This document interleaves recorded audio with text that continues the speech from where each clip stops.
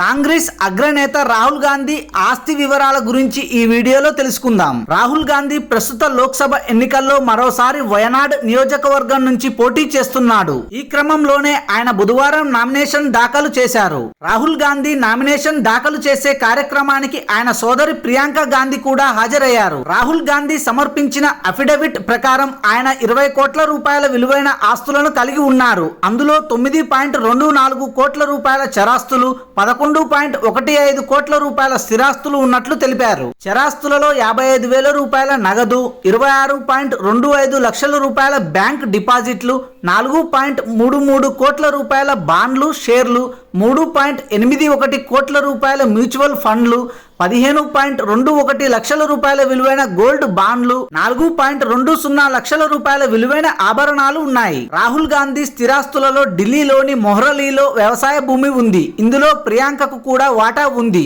ఇది వారసత్వంగా వచ్చిన ఆస్తి అని తెలిపారు. గురుగ్రామ్ లో 9 కోట్ల రూపాయల విలువ చేసే ఆఫీస్ స్పేస్ ఉన్నట్టుగా చెప్పారు. రాహుల్ గాంధీ 2022-23లో తన వార్షిక ఆదాయం ₹1 కోటి ఉందని నామినేషన్ పేపర్లలో తెలిపారు. రాహుల్ గాంధీ తనకు 49.7 లక్షల రూపాయల రుణాలు ఉన్నాయని నామినేషన్ పత్రాల్లో పేర్కొన్నాడు. Thanks for watching this video. For more interesting videos please do subscribe.